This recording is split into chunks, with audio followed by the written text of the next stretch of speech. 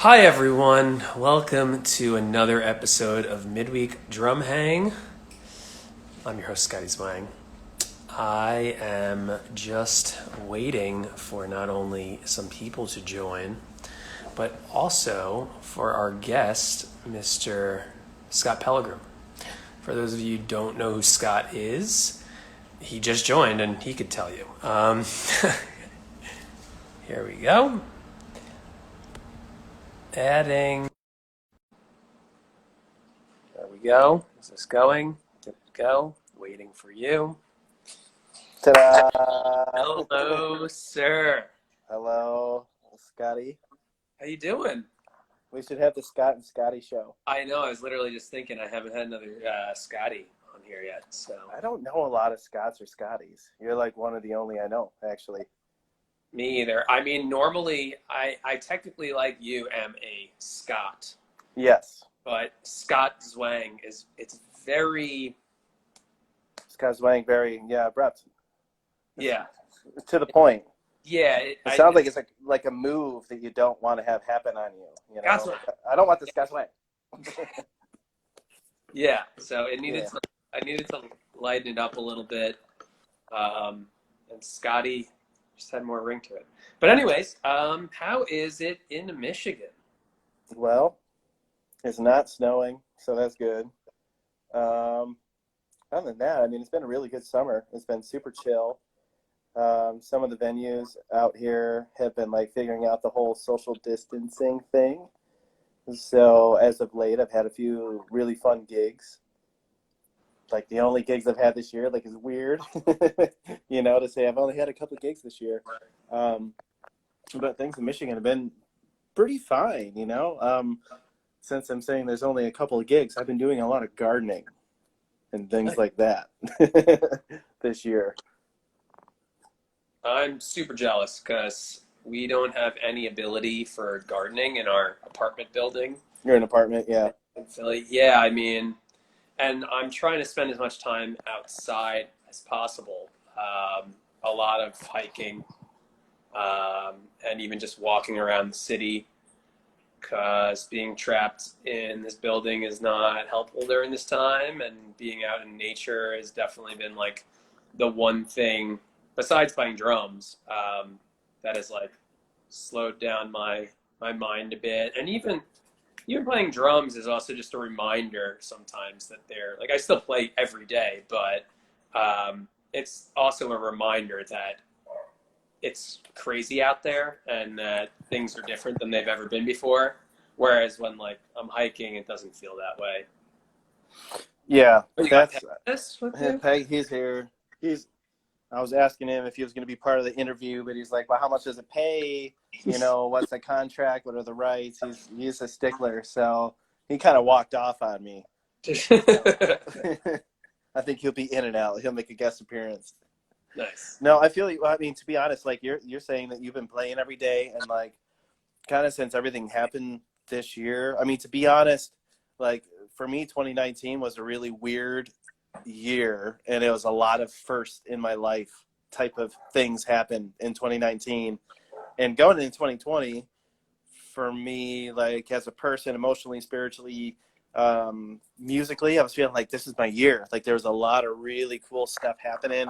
A lot of my friends had a lot of cool stuff happening, and it was like right after NAMM, things kind of locked down, and it got really heavy for everyone everywhere around the world. It wasn't just a personal thing or a personal crash for any of us. It's a lot of heavy stuff happened. So it's like gives you a lot of time to reflect about how you've been living life, what you've been doing, how you feel, what have been your routines, your cycles, your habits, what you're thankful for, what you miss, like I miss playing gigs all the time. I miss bitching about playing too many gigs because I'm tired of setting up my damn gear and tearing it down.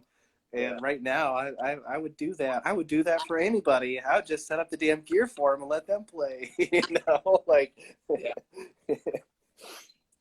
Well, I mean, I've also been playing drums every day well, actually on weekends, I kind of take it easy and just get to spend some time with Callie, my fiance, or go on a nice hike or something along those lines. But during the week, I'm teaching, Yeah. and also I'm just trying to catch up with the fact that the first 3 months I didn't have a drum set, and I didn't know That's right. where to go. So now I'm playing as often as I possibly can and taking advantage of that.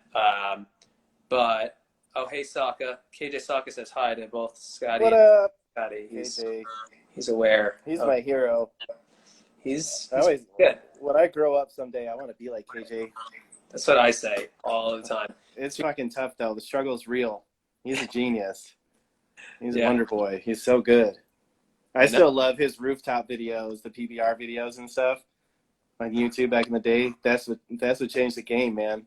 He got to YouTube before anyone else. Oh, he was crushing it, and no one was playing like that at all. And KJ showed up and just threw it down. Like this is what's up. It was amazing, man. Coming across his playing, unbelievable. Yeah. Thank you, YouTube. Right? Yeah. I mean, especially now. I mean, YouTube has been a savior during this time as far as like fresh material to check out, especially in regards to drumming. Like, there's like lesson after lesson with transcription, and Instagram has been absolutely incredible too for like the short stuff, or people do IGTV, but it's just incredible that we have this as a possibility during this time. So. It's been amazing. I mean, for me, it's kind of funny because like over the past few years, at least for social media, I don't use social media very much, and I'm not really motivated to. I understand why you should be and all those stuff and things, but like I'd rather be hugging trees and jumping out of trees than dealing with technology. Although this whole thing is kind of giving me a revelation in my life, and path is changing, which we'll probably talk about later, and I'm sure has happened to you. But overall, like Instagram has been really fun, and it's been a really positive way to reach out to a lot of different musicians from around the world that you may not have met, or because you run in different scenes, you may not have crossed paths right away. And like I've got a number of drummers where we're checking in at least once a week on a quick call or FaceTime, just to be like, how are you doing? What's up? Are you okay? Any gigs, any recording? What are you studying? Are you working on a book? Just kind of checking in, trying to keep each other motivated, or just saying, hey, it's okay if you're not feeling good. It's okay if you're overwhelmed and doing too much stuff right now, because I haven't had this amount of free time to create. But Instagram has kind of been a thing for me to just be able to stay in touch with people and see what's going on everywhere. Yeah, I mean, that is definitely why I kind of started doing this. I needed something to do to keep me sane, and I needed to stay in contact with musicians, and specifically drummers and friends that I will normally hop on a phone call with, and it's like an hour or an hour and a half, like kind of flies by, of just shooting the shit, catching up, talking about different concepts, what is touring life, and all of this happening. But now we're in a phase where like our normalcy of, whether it's being in the studio, which I know you do a lot of, and we'll definitely get to that, or traveling, doing clinics, or playing with your band, or whatever. It's like there's this like ebb and flow of, you go out, you do your thing, you come back, you rest up a little bit, or take care of what you need, have a bit of a home life, and then go back out, and you just like repeat this cycle. And now it's just like, what can I do to keep myself staying at home? It's crazy. I was thinking about earlier, because I knew that we were going to be chatting, and again, just catching up with everybody. And how are you feeling? What's going on? What is your routine like now? How did you feel in the beginning? How do you feel in the middle?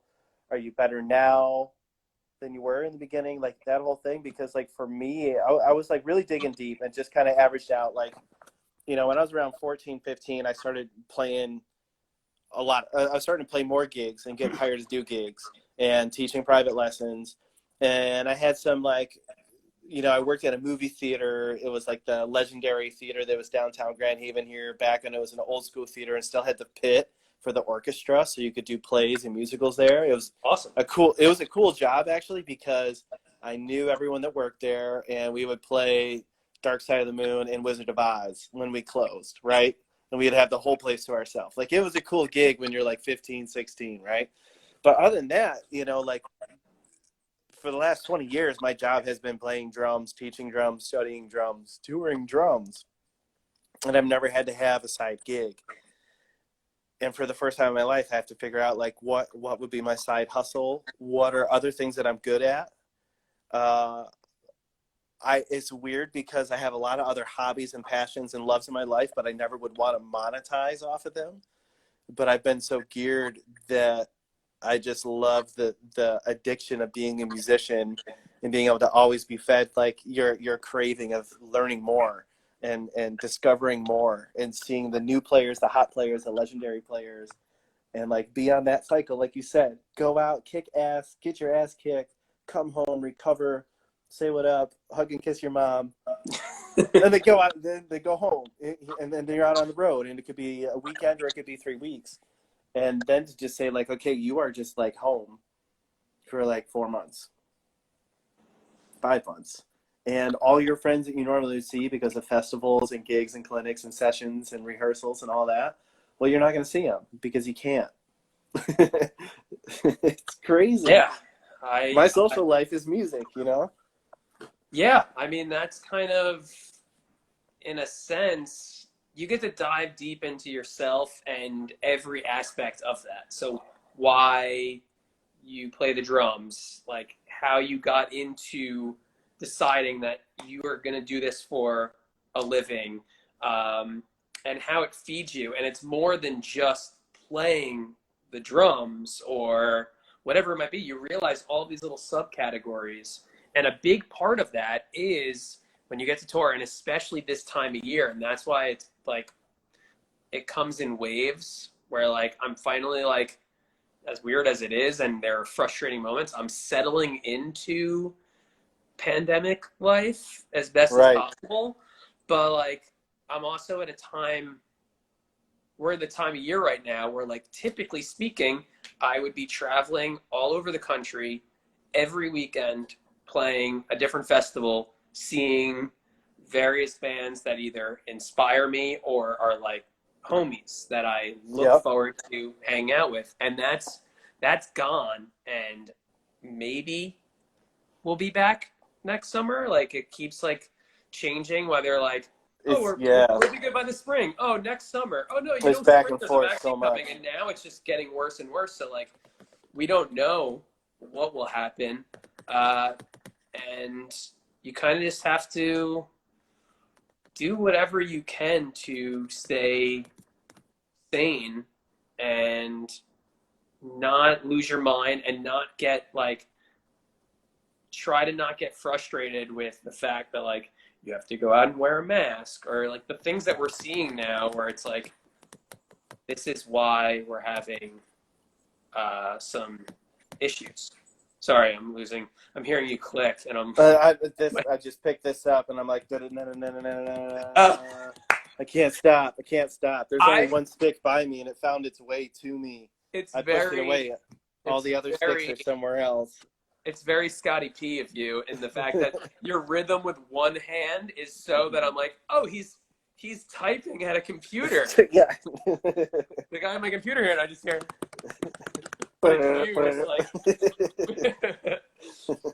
So, forgetting all that stuff and considering that we've kind of talked about it, let's kind of go back to, now I know because you've talked about it, that you were the kid who played pots and pans and just played some form of rhythm or beat the crap out of, just about everything you can around your house. Like, when did this exactly start, for people also that might not know? Like, where does your drumming life begin? It starts in the womb, as my mom claims. It's kind of a funny thing. I've had to hear this story over and over from my mom and my family, and, like, dig through some of the photo albums, which I was actually doing yesterday, like looking at some of the first, like, pictures of me drumming that are documented, But my mother, when she was pregnant with me, funny thing, I'm the youngest of five. There's a 21-year gap between my eldest brother and myself. Whoa. Yeah, big gap. So that also influences my styles of music that I grew up with because of my siblings' difference of 20 or 21, 20, 16-year difference and 7-year difference, right? All those gaps through like kind of the 70s, 80s, and then me being conscious in the 80s, but really more aware of music in the 90s, right? So that has a big influence on my upbringing as a musician. As well as my sister was first chair trumpet throughout all of like middle school, high school, and toured with the Blue Lake International Youth Orchestra throughout Europe when she was young. Cool. And my brother, like, so there's some stuff going on there. But anyways, when my mother was pregnant with me, she was teaching next to the music room. And whenever the music room would be like playing the timpanis and the bass drums and singing and shit, that's when I would start getting all crazy in the womb. And my mom kind of joked to her student assistant at the time, like, I think my son's going to like, play drums or like maybe be a soccer player. And that her student assistant got me like a shirt, a onesie for a newborn that had a snare drum on it. And then, so that was like my first like given kind of like article of clothing as a gift. And I was born and I was wearing that. And by the time I was like moving around enough on my own, I was banging on stuff, and I would pull myself up before I could really crawl and just start smacking the shit out of cookie tins. And that's what I did. And then my mom thought it was cool and just kept like giving me cookie tins and pots and pans and spatulas. And they're like, whatever, he's hitting stuff. We know where he is. He's not, getting into trouble. And then that kind of, bled into, I think it was like age 3, my brother got me a Muppet drum kit, my brother Nels. And then it was like history from there. Like I started studying when I was 4 or 5. I had my first drum lesson, and I started studying jazz and orchestra music at like age 6. I had 2 different private teachers. Yeah. That's pretty young. I feel like I teach a 6-year-old, and she's actually pretty good. She has a really solid sense of time. Her dad's a bass player. I used to do shows with her in New York all the time. But it's kind of tough to teach. So like the aspect of starting even younger, I really feel like typically around like 6 or around like 7 or 8, I would say, is like most people I know that maybe would start taking lessons. I would say honestly, yeah. No, I mean, some people I would be like, just make sure they play, they jam, they look up Drumeo and go on YouTube. And if they're like 10, 11 and their attention span's ready, let's bring them in. Yeah. Because if they really want to learn and study, it's a bit of a pain in the ass, because you are learning a bit about reading and transcribing and writing and rudiments and lessons. And I mean, it's math. So there's math. There's trying to tell a 6-year-old that they're learning math, like they're going to bail real fast. Yeah.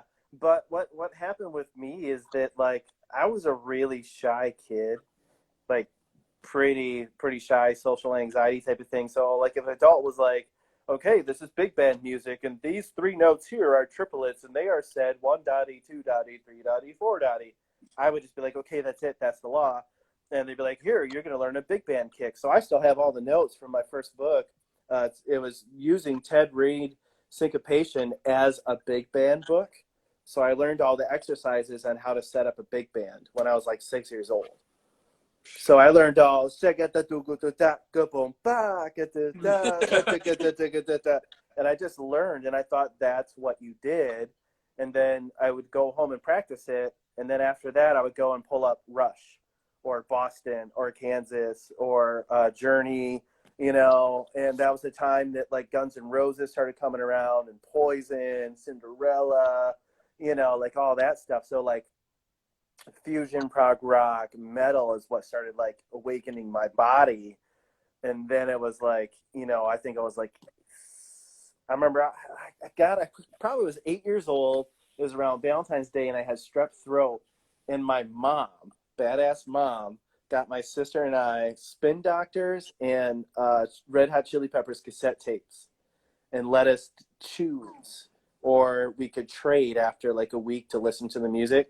So what So is I this got, like? Is this a pocket full of kryptonite and yeah, and blood sugar sex magic? what hits Oh, is the cassette I got was What Hits. okay. So there I am with strep throat, delirious, taking cough medicine, whatever, listening to Chad, or that time it was Jack Irons, wasn't it? Maybe on drums before Chad Smith on What Hits. I'm There not were sure. Don't there quote me. were I think I think Chad was the I get confused sometimes. I think he was the third drummer, but he might have Yeah, been yeah. and I, I feel like Jack Irons or some was one of the dudes. That's the name I remember. And I can't remember who else. So I'm sorry. Jack Irons I think was right before him. I think there was an Okay, original guy, but I could be wrong. okay. But I remember hearing that it was this kind of rap, funk, punk music, and it blew my mind. You know, and so it was like a culmination of this upbringing and being really young, where like my parents never shunned me at all about music or music that I listened to, or like if there was something that was a little bit offensive, they would question me like, "What? Why are you listening to this?" You know. And my parents are old school, you know, like my parents are old school. And it was really cool that they never shunned music. So like I was listening to opera, I was studying big band, studying orchestra like timpani, marimba, vibraphone and stuff like that when I was really young. And then I got to kind of choose my path more and more as I was like, I like the symphonic stuff, but it's not really my thing, but I'll do it because I'd rather be in class doing that than something else when I'm in high school, you know. But I love jazz band and I love marching band, you know, or playing in the pit band for a musical. I loved, man. I had some good years in high school playing in the pit where Anything Goes was the first one I did where I got to be like the lead kit player, and that was just a swinging show that was so much fun, and it featured the drums the whole show, so I Yeah. was geeked, you know. So that, I mean, that's kind of, you know, my upbringing is that's how I came up. And then uh, in that period of me getting my first drum kit and starting to get more lessons, my brother Chris bought like this 5-piece CBX off-brand jet black drum kit with camber cymbals, and he set it up, showed me a few more beats, and then he had a keyboard that was hooked up through some stereo speakers, and he started playing the songs that he knew, and he would just have me play them. Jump was the first one from Van Halen. So I learned how to play that. Yeah, exactly. That fill to coming in, that weird upbeat thing that's going on in the intro. And it got to the point where like I would play, my brother would come home from work and he'd be like, get downstairs, we're gonna jam. And I would just do it as a little kid. I would like have temper tantrums and fall asleep at the kit, you know. But he was kicking my ass. He was my first musical director. Like, keep playing. I want to keep playing more. Do your job, drummer. Yeah. And so I had this weird upbringing of different genres of music I was exposed to at a really young age, from my siblings and my parents, to having a few different teachers at the same time to study. And for me, when I was a kid, I really shunned away from the classical studies. Like, I appreciated it, and I worked on it so much when I was a kid, but it always made me feel intimidated, you know. And whenever I studied with a teacher who was like a gigging guy who was out doing like club dates and stuff, I always felt really comfortable because they just shared everything, and there was never like, you can't hold your stick this way, you know. It was like, this is why you can hold your stick this way or this way or this way or this way, you know. So as I started to get older, when I started seeing, like, Dorico Watson was my biggest teacher ever, and he's, to me, one of the best drummers ever and one of the best teachers, best people ever. And I was 15, 16, starting to study with him, and he was gigging, his career was blowing up, and he was teaching and doing clinics, tons of sessions, playing with Victor Wooten, touring all over. He was the one that like lit the fire under me, where I'm like, I can do this too. Maybe not at his level, but I can do it too, you know? Eureka, And he's huge influence. I remember when I first started seeing Wooten in the early 2000s. It always just blew me away how, like, that pocket that he like. I like the other guy too. Is it JD Blair? JD Blair, Yeah. He had used but like 2 snares and 9 cymbals or something crazy. He had yeah, like the coolest, weirdest setup ever. Yeah. I mean that's great. I had a similar situation as far as like pit band was the first serious drum set gig that I had, and the first gig I ever did was I think Joseph and the Amazing Technicolor Dreamcoat or Pippin or whatever, but it was a lot of the rock opera Nice. Yeah. like musicals. So it got me like heavily into that regiment of studying and taking it serious. So like I feel it, and there's a lot that goes into that, and not only just the musicality, because people think of like musical theater that it can be very specific, but like there's a lot of different rhythms and concepts going on in all of that, and your ability to read music and be conducted and follow along and just everything that goes into that mentality.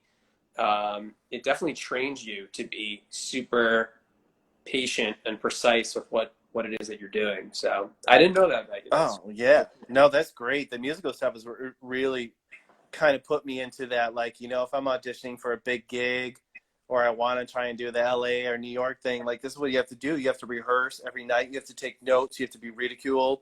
If the director's having a bad night and decides that you're the jerk of the night, they're just going to take it out on you, whether it was your fault or not. yeah. You have to learn how to handle that. And also, too, where they'd be like, hey, we need the sound of gunshots. We need rim shots from you. And you have to mark that in. It's not in your music. You have to pay attention. You have to learn it inside out to know it's there. This is your cue. This is your cue. Yeah. Yeah. And I really dug that. I really had a lot of fun. And I could see like how some people like really went into doing like Lion King or even Blue Man, because it would be really fun to be a part of like a big production like that. I mean, But he's for my me, favorite Lion King drummer. Is my like Carter McLean's like possibly my favorite. I would say up and coming drummer. I know he's been around for a little while, but like he's new to me. I've only known of him like over the last maybe 5 years, let's say. right, he's Um, part of like the next generation that and we're he's all hopefully like, falling into, because we're getting older now. yeah, Eventually, he's a serious player, and doing those gigs requires it's a lot. a serious gig. You're Yeah, playing 8 shows a week, yeah, it's a lot. something like that. 7, 8. I know there's one Yeah, day off, but there are yeah. mad days. So But then there's like usually like a double Saturday or a double Sunday or something like that. Yeah, that's crazy. But then he can go out and play with like Charlie Hunter yeah, and groove his ass off, improvise, be beautiful, tasteful, creative. You know, it's just it's kind of one of those things too, where like you have to find out where your loopholes are as a player to make sure you're strong enough to survive, to be part of the industry and to create a path. But then you also have to find your strengths too and use those to your benefit. And if you can do Lion King and then go out and tour with Charlie Hunter and have best of both worlds, do it. yeah. If you can write a book and educate on top of that, you should do that.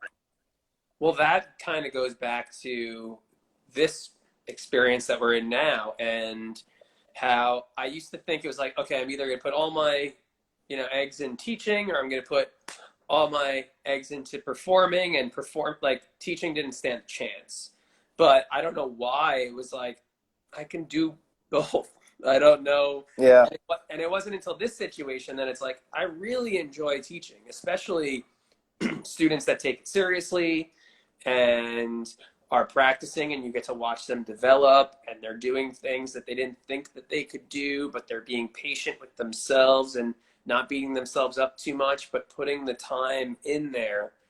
And it's a really rewarding profession to just be able to do that. And if it wasn't for a situation like this, I probably would never have taught again. I feel like I yelled at you about not teaching probably 5 years ago. Yeah.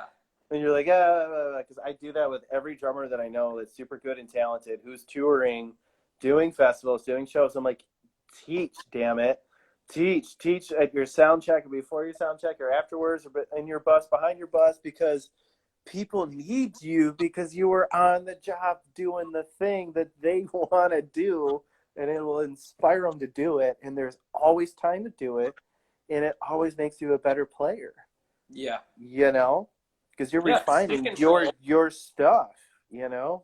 Yeah, I mean, reading those books, like my reading is tighter now than it's been possibly ever, but like definitely in over a decade, just because of just reading, not just being so focused on I gotta play the gigs, I have to be tight with my band, I need to have my ears open and ready to go for improvisation and making sure that everyone's gelling together. There's that whole other concept of taking a concept and a pattern and visually seeing it written out and taking the time to break it down at whatever tempo you need to execute it, and then to slowly build it up to be able to develop it so that it has that sense of musicality where it's now applicable to playing with a band, recording in a session, or whatever it is that you're doing. And it's been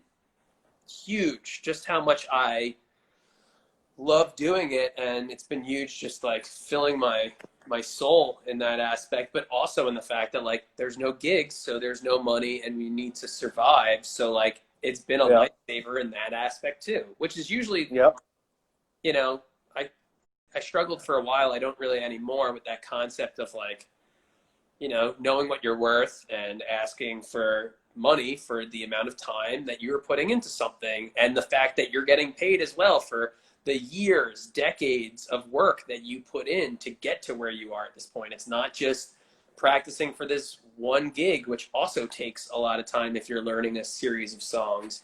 It's what you had to do to get to that point to get the gig, and now the work that you're putting into it. So, you know, when people are trying to like shorthand you money, like know what you're worth, and, you know, come at it as best as you can. Obviously, like people are gonna have to find a middle ground every once in a while if you can't get exactly what you want and feel your worth. But like it's all just part of the experience. And yeah, reading Stick Control has been like, okay, this is where it's at. This is why this book has survived for Ever. like 100 years old. Yeah. Yeah. So It's incredible. amazing. So at what point did you fall into, because you came on my radar while I was working at Guitar Center. We, in the drum department, we had a DVD that they gave us to play on the screen if we weren't playing some of like the newer release DVDs, to try and push those. And it was just like the best of uh, winners and runners up of the drum off. Oh yeah. I And it had remember you in those there days. doing your thing and screaming into the Yeah. drum head. Doing stuff. And so when did that concept of you becoming like the rhythmist that you are, of using anything and everything to, you know, let your voice be heard, like when did that start to develop into then doing the drum off and then continuing your career as a clinician? I know you were teaching before that, but It all, I mean, everything kind of fell into place, but like, it's kind of like, you know, like all the cheesy series and movies that are out there where it's like, oh, we were best friends forever, and then one day we realized we should be lovers, you know, like it's been there all the time. Like, we understand. The whole Rhythmist thing is like, I started on pots and pans and forks and knives and spoons and coffee tables with hammers and being obsessed with the sound of everything. I used to, like, as a little kid, I'd get in trouble for flushing the toilet because I loved how it sounded. Or I'd run the faucet and turn it on and off because I loved the whole notes and quarter notes and trying to get it to be an eighth note as a little kid, not knowing what those notes were at the time. You know, just like sound was amazing. I grew up on Lake Michigan where if you run on the beach, the sand barks at you and goes, oh, oh, oh, oh, oh, oh, you know, so like you can run goofy as a kid and create all these cool sounds. And like, I remember my whole life, like trying to come up, trying to be like this conservative drummer and everything's about chops and being perfectly disciplined and super well rehearsed, and sight reading is above all. And I always stressed out and got anxiety in those situations as a kid, and I never was able to shine, I felt like, or like put out all the hard work that I did, because I'd go home and play my ass off and like play through an entire Rage Against the Machine or Rush album front to back with no music, you yeah. know. And it just got to a point one day, like as I was getting a bit older and playing more, and people would be like, "Man, you sound great, but you sound like a dry Dave Weckl," or "Wow, you sound like a lazy interpretation of Derica Watson." Where I realized like I am just playing like my mentors and people I look up to. And what kind of happened for me, really, some of the pinnacle moments of just like coming out of the closet as a rhythmist was when I lived in Portland, Oregon, and I had just turned 21, and I was able to gig on the entire scene because you had to be 21 to be in the clubs at the time. If I wasn't playing, we'd go out and check out people, go to open mics, go to jam sessions, and go out and have a bar night. And then we'd always go back to my apartment with my buddies. And it just became a thing that I always had snare drum and brushes in my apartment. And whenever we would get back and like have a nightcap drink, the game was everyone would take everything out of their pocket and throw it at me. And then if I couldn't make music out of it, they would punch me in the arm. And if I could, they would have to take a drink, like a full drink, right? So it became a game, basically a drinking game. Either I got my ass kicked or I got on my buddy's drunk. And I realized, like, dude, you can make a credit card or a debit card super fun. And it relates to everybody that's not a drummer. Like taking everyday life situations that most people don't think about, a sink or a credit card or a cheese grater or a toilet or turning your car on and off or your windshield wipers, and letting them know that it is music and is rhythmic, like tunes them into how we think, And I started at that point using it a little bit more when I would go into like child daycares and grade schools to perform. The kids and people who were more in tune to that type of stuff. And I thought it was a more unique, it was not more, but it was a unique way to reach out to not just the drummers and the drum nerds, but to the rest of the world, to let them kind of see how we see. When I'm walking down the sidewalk with my flip-flops, I can't ignore how my flip-flops sound. Yeah. And then how the birds are singing and how the leaves are rustling because of this beautiful, west wind we have coming over Lake Michigan. Like, is that why you wear flip-flops all the time? Oh, yeah, man. I love how they sound. I love how they feel. I can walk in time when I practice. I can see all the different points of my feet and angles and how they work. And it's such a pain in the ass that it's like, if I can do it in flip-flops, then I can do it in my drumming shoes. Yeah. I am a believer of, I want to practice the worst, most impossible uphill way. So when I actually have to do my thing, I don't care. That's why I don't care most of the time. I'll just sit down and play. I don't care if it's right or wrong or how the kit's set up or what the angle is, or, I don't want an excuse. I want to be able to create in the moment. That's it, Well, that's super inspiring. I mean, I know before knowing you, that kind of stuff was always very inspiring to watch and see. And then meeting you just happened to I remember the day that I saw the tour itinerary and it said Kalamazoo, Scott Pellegrom. Yeah. Yes! Yeah! So cool. Finally, I can nerd out with someone for a little bit. Yep. It's going to be great. Yeah, that was fun, man. That was a great show, too. That was so much fun.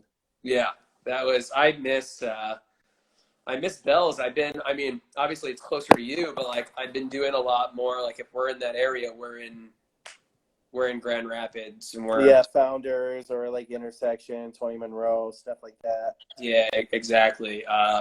Which I love Founders. I never had I always played at the Stash at Intersection. I like that venue. That's a sweet venue.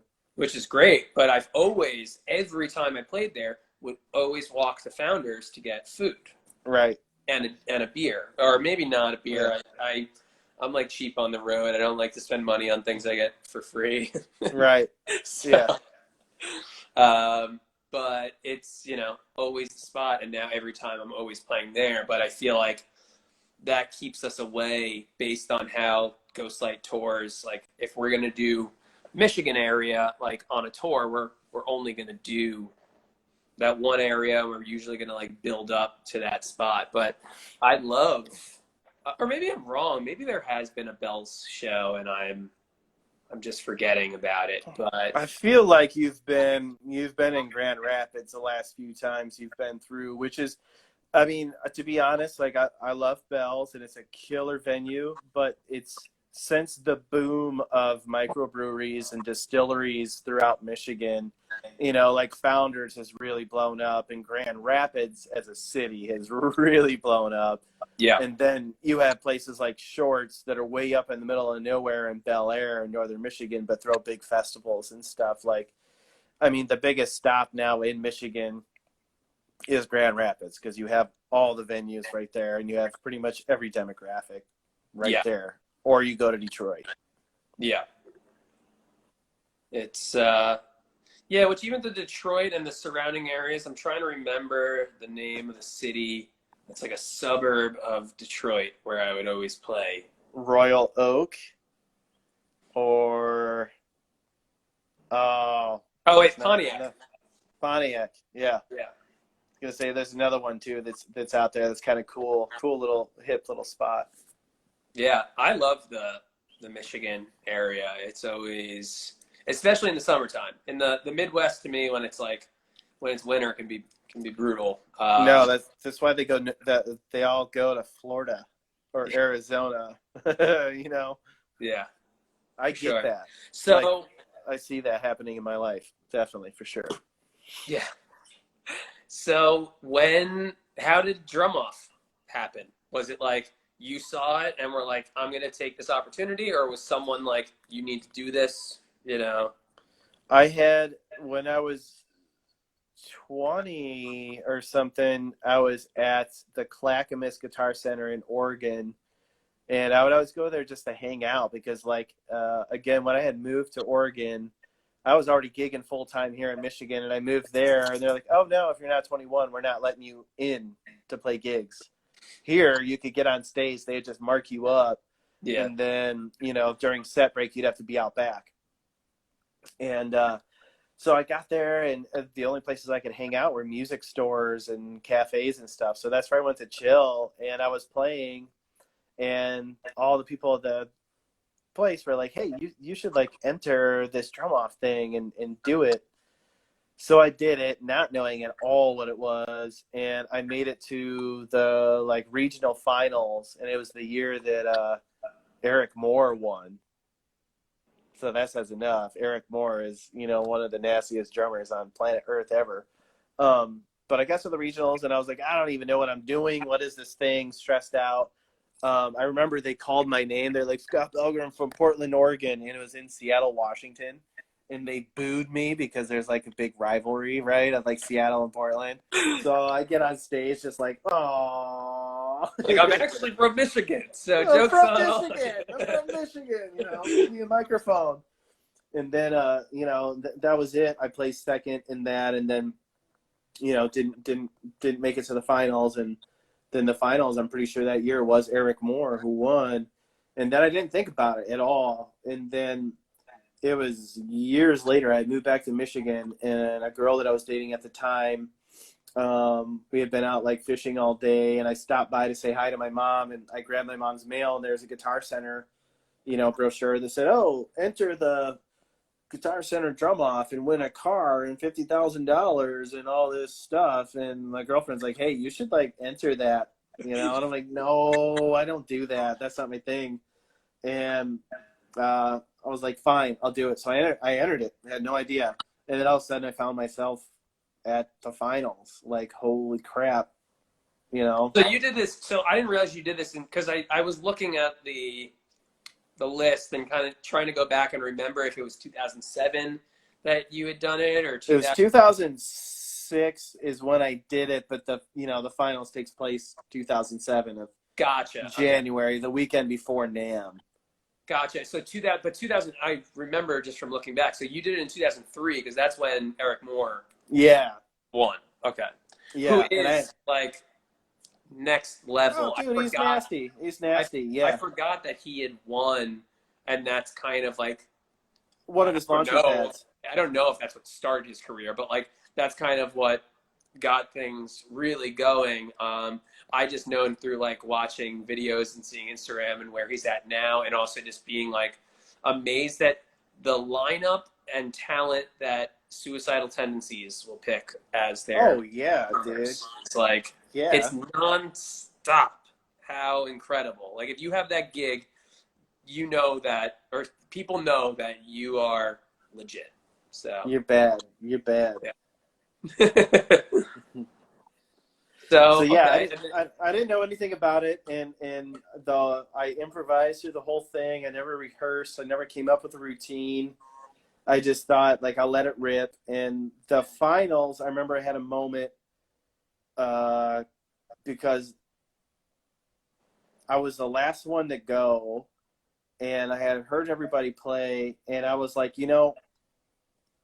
I could either like pull out all this crazy weird one-handed, juggling sticks and doing one-handed rolls and all this crazy stuff that I know how to do and all this crossover, or like I can go out and make a statement that might help my career. That's kind of what it came to. As a conclusion, is like, I don't know if I'm going to win this because the last three drummers that went are bad as hell. Daniel Rodriguez is amazing. He had been in it a few times and he won.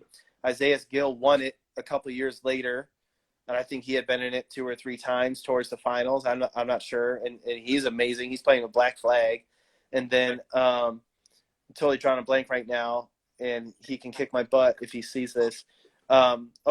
Jesus Mendoza, no, Jesus though, who was in it, like was in the finals like 3 or 4 times. The guy was a monster. So like going into it, knowing I was the last one, I was like, everybody played a whole bunch of notes. I'm going to do the opposite. And I remember coming out like definitely just made a statement. It was very musical and it was different because there's an aspect of that which I get why it's there, but I never look at it as an aspect of drumming, showmanship, and doing various stick yeah.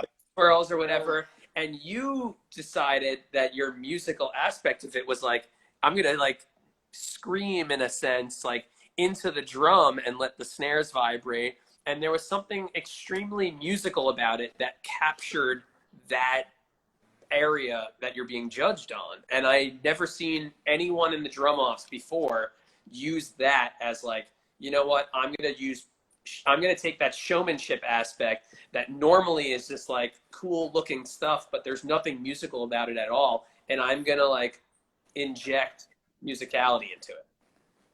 Yeah, and it's So just one of those things, and it goes back to that kind of that effort moment where you're like, I remember my first big opportunity to play at an international drum festival was the Nova Scotia or Cape Breton Nova Scotia International Drum Festival, and I got to do it the first year. Then the second year, I was invited back for the Year of the Legends, where every freaking legend was there. But my first time, I was given the wild horse, wild card, black horse card or slot they call. Like, you don't know who this person is, you have no idea where this person came from, but I think you're gonna dig them. And they're like, here you go, you get 20 minutes, before Chad Wackerman and right after Terry Bozzio type of thing. And you're like, oh crap.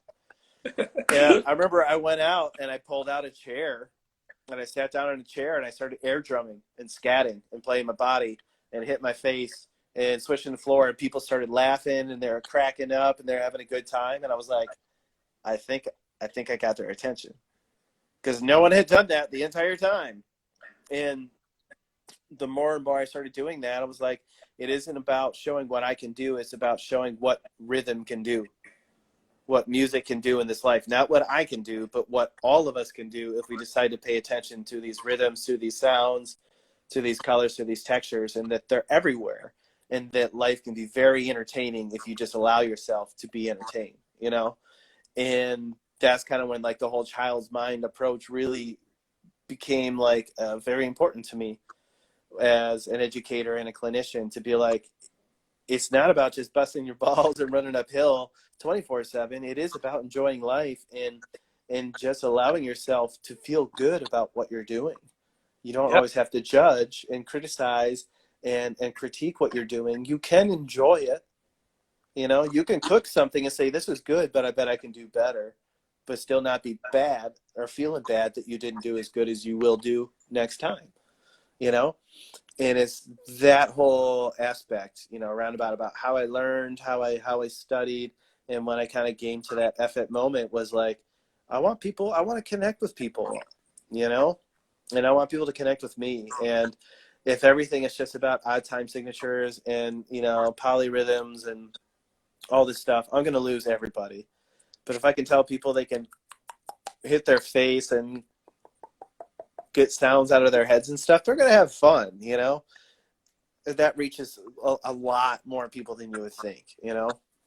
Yeah, creativity is the hardest aspect of what being a musician is all about. But even as a drummer, and it can be very overwhelming, and you can be easily intimidated by watching someone like Bozio or Oh, like yeah. Chad Wackerman, who not only like are like two of the most talented drummers that Frank Zappa's ever had play for him, but also they've got like these big, awesome drum sets. There's a lot of different voices, and if you place it accurately, it becomes very overwhelming, but sounds really cool.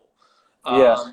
But if you just break that down, very simple and very slow, you realize that what they're doing is maybe not super hard.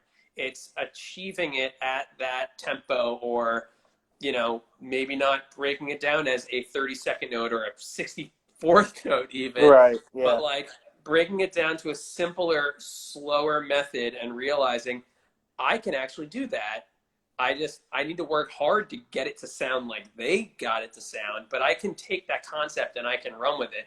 And when you get on stage and you play your body or you do something, not only is it fun and interesting for people, but it shows that like this is meant to be enjoyable. You should have fun with the experience. You should be creative, and it doesn't have to be the most showy thing on the planet. It just has to have some sort of musical sense, and it doesn't have to be rated on its difficulty, you know? Let's talk Bob Dylan or Tom Petty.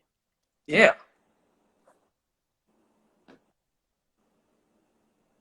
that's true. Or You Ringo. know, Ringo, exactly. And I think where a lot of us get lost, and I know I got lost for a long time, and I still do, you know. But like, there's musicians' music, and there's like humans' music, and the humans' music is us celebrating life, death, you know, marriage, celebration, winning, you know, things like that, and we get along. People stomp feet together very well, you know.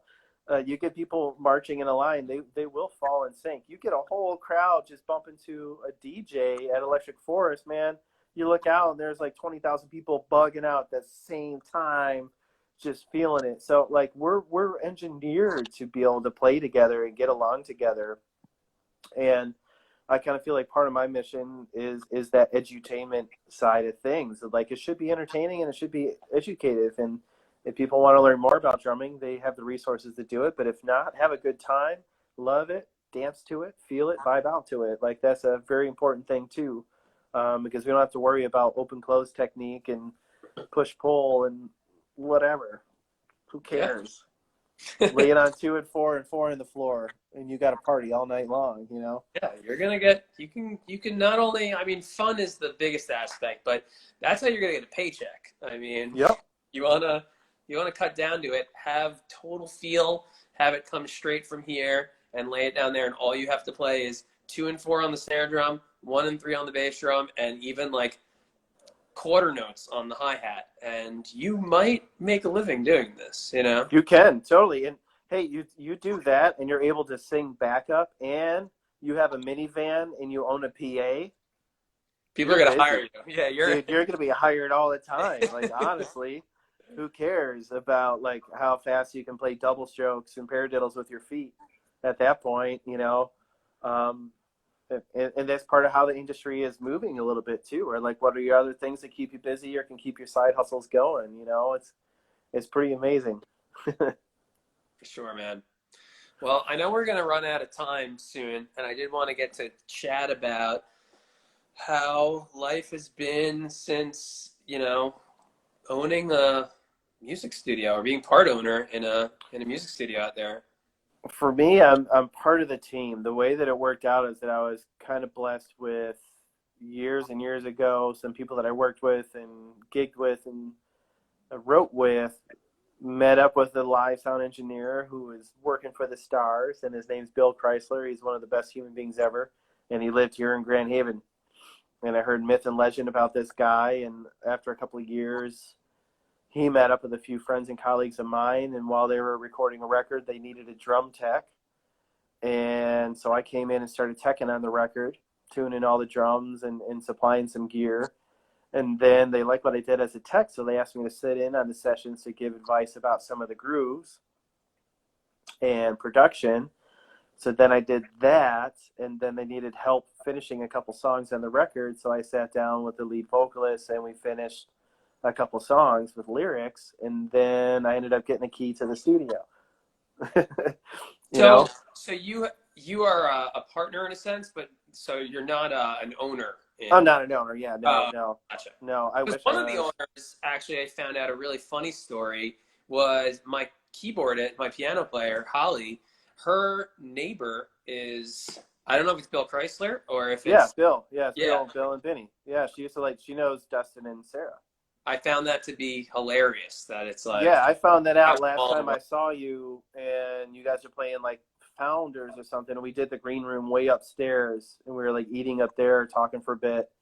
And is it Holly? Yeah. Yeah, we were chatting, and she's like, "Wait, do you know Bill and Benny?" And I'm like, "Yeah." Oh, and then Bill and Benny were texting me, and they're like, "Hey, we know who's playing tonight." It was like a super small world. Yeah. Yeah, it's definitely a small world. Yeah, Bill and Benny are like they're family, and Bill just kind of said, "Hey, you've been showing up all the time whenever I ask you to be here, and like I want you to be around to create and record and store some gear here, record here, rehearse here, write here, do something here." And this is when, I mean, he still was touring crazy full time, probably with John Mayer at that time, and then it became John Mayer and the Dead, and then John Mayer and the Dead and Maroon 5, and like he was just like all over. What is he doing with Dead and Co? He was monitored there with them a couple of years back with John, when John was on with them. He's still with. Oh, I mean, obviously no one's doing anything. Well, Dead and yeah, Co is, they're still going, but now Bill's not doing that, and he had left because he was working with Maroon 5 because he closed down the studio he was running. That was kind of like his fun studio and storage space for all of his gear, and he wanted to buy a building and build a studio. So then when he found the building, Bill and I were the first ones in the building, and I started teaching out of there and jamming, rehearsing, whatever, and just nerding out, and slowly started building out the space. And now 5 years later, it's been a full-blown studio. I've been super busy, and we've had people from all over the world recording there. I've done a ton of session work. I've done some co-production. I've done some co-writing, arranging, a lot of teching. And of course, now finally getting to work on some of my stuff. So like the last 5 years, I like really became into like figure it out and be a session drummer mode. So I've been doing that a lot. And like we had times where there was like days where I just pretty much slept at the studio. I was doing I do an album sometimes a day, no joke. I just be like. So that became a part of my life on top of teaching and then doing the clinic tours and then regular gig life. I'm starting to feel pretty good. I'm feeling at home with the studio stuff. I am super happy to hear that and really proud of all the work you're doing and that we've gotten to cross paths so often for so many years now. This thing's letting me know that we're about to run out of time, so I just wanted to make sure that you stay safe out there and continue being the positive force that you are out there. And you too, man. Send all my love to you and all your people in Cali and everybody. And we'll do. And thank you, by the way. Stuff. I'm gonna, before I get you off and this shuts me down, for anyone who's paying attention here, Scott had my fiance a couple of years back recommend to get me this here. Oh yeah, boy. And I still need to get a lesson from you here. Let's get this guy going down. We got It's to do that in amazing. person. And I Though. need We got to do that in person over some food. You know, that. it's That got all to be a couple sounds. hours.